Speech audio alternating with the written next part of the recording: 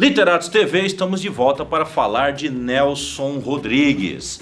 No bloco anterior a gente falou um pouquinho da vida, né? Vamos falar agora um pouquinho da obra, né? Ele tem essa extensa obra jornalística e tal, mas eu acho que o que é mais importante mesmo é o teatro, né? Ele começou porque achava que ganharia algum dinheiro com isso. Sim.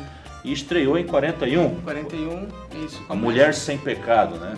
Mas essa peça não teve muita repercussão, não. Não teve, e aí uma coisa que deixou ele um pouco assim abalado, ele até comenta nas clássicas confissões dele, e vai acabar tendo sucesso 2 anos depois com O Vestido de Noiva, e inclusive como o Rui Castro comenta e vários outros estudiosos do tema comentam, teve também uma participação muito importante do diretor polonês que veio da Polônia para o Brasil na época da guerra, exilado, que é o Ziembinski. Então, uma peça complexa como foi montada, muitas pessoas não acreditavam que poderia ser montada daquela forma, que se passa no presente, nas memórias, no passado, tem toda uma dinâmica assim bastante complexa, iluminação, então essa peça alavancou a carreira dele como que precisava de uma visão macro de um grande diretor, que era o caso o Ziembinski, né? Pois é, depois do Vestido de Noiva aí a coisa engrenou, né? Aí foi uma peça atrás da outra. Ele escreveu 17 peças e 8 delas sofreram com censura. Então, talvez a censura também tenha sido uma forma de acabar chamando a atenção, né? O que ele escreveu, o que ele falou, né? Por isso que ele é um cara assim que acaba sendo criticado tanto por setores, e continuamente criticado por setores chamados progressistas e setores mais conservadores. Uhum. O teatro dele tem essa característica e por isso que o Nelson continua vivo. Pra ti, qual é a melhor peça dele? Olha, O Vestido de Noiva, tem algumas. O Beijo no Asfalto, sobre o qual já foi falado aqui no programa, eu acho que ele traz muito é uma tragédia carioca, e traz muito da questão do peso da imprensa sobre a vida das pessoas, né? A influência que a imprensa pode ter na formação da opinião de cada um. E como ela pode desgraçar, às vezes, a popularidade, às vezes a moral, ou como chamavam a honra das pessoas. Acho que o Beijo no Asfalto tem O Anjo Negro, que fala sobre a questão do racismo. Eu gosto de todas, né? Eu li quase todo o teatro do Nelson Rodrigues. Agora, eu não tenho a menor dúvida. Para mim, a grande peça, né? Aquela peça, tanto do ponto de vista estrutural da escritura, né? Os diálogos, como a temática, a maneira como ele coloca, né? Essa questão do conteúdo, é O Beijo no Asfalto, né? Tem A Vida Como Ela É também, né? As que seriam continhas. E parece que ele fez mais de 2.000, né?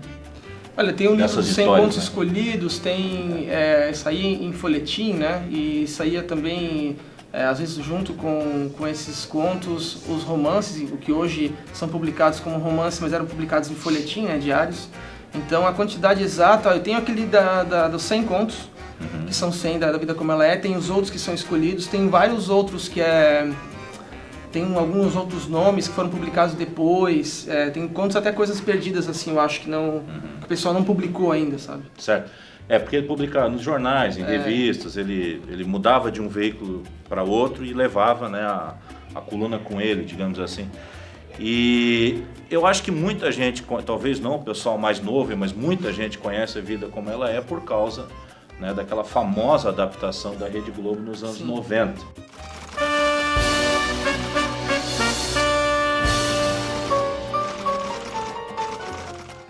Que eram episódios que passavam no Fantástico, muito bem produzidos, né? Apresentado por José Maier, e que aquilo também causava, né, uma grande polêmica. Agora é o seguinte, o Nelson Rodrigues sempre foi conhecido, né, entre tantas outras coisas, como um grande frasista. Um cara assim, numa frase ele já tem um diagnóstico completo da situação, com uma frase ele consegue tanto elevar um afeto quanto derrubar um desafeto. E como foi falado antes, o Nelson Rodrigues ele era muito crítico, né, de todo tipo de movimento coletivo, né? Todo tipo. Ele não gostava de socialismos, ele não gostava de feminismos, ele não gostava de qualquer coisa que lhe parecesse assim um pouco exagerada ou oportunista.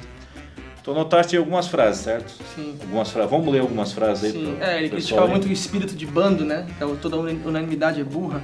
Bem, tem a frase, a maior solidão é a companhia de um paulista. Porque assim, ó, o cara diz assim, a pior forma de solidão é a amizade de um paulista, mas tem uma... Sim. Por que ele falou isso? Porque eu considerava, quando ele ia para São Paulo, ele via que as pessoas corriam muito, tinham muito trabalho. Então era bastante diferente da rotina que ele tinha na redação do jornal, que a cada meia hora, quase que religiosamente, ele saía para beber um café, não pagava para ninguém, pedia para os outros pagarem, né? E tinha aquele negócio do cafezinho à tarde, a conversa depois do almoço, a conversa depois do expediente. Então isso em São Paulo ele não via. Então por isso a frase, né? Quando pega uma frase assim fora do contexto, aí pode complicar. Então ele é um autor que hoje em dia seria absolutamente politicamente incorreto. Correto. E eu creio que a gente não pode fazer essa, né, seria anacrônica essa comparação, mas ele, como se considerava um ex-covarde, dizia que não tinha medo das esquerdas, acho que ele continuaria falando e iria enfrentar como enfrentou naquela época também. Mas certamente, né, enfrentaria uma carga de oposição muito maior, né? Muito mais organizada e muito mais pesada, né? Sim. Tiago, obrigado aí pela participação, né? Nelson Rodrigues está aí em todas as bibliotecas, nas livrarias, na internet, é um autor que vale a pena conhecer, né? Ele tem esse lado meio caricato aí que todo mundo fala, mas se você for ler mesmo, você vai ver que não é bem assim. Ele fala algumas coisas ali que, pelo menos na minha opinião, são cada vez mais necessárias, né, hoje em dia. Literatos TV.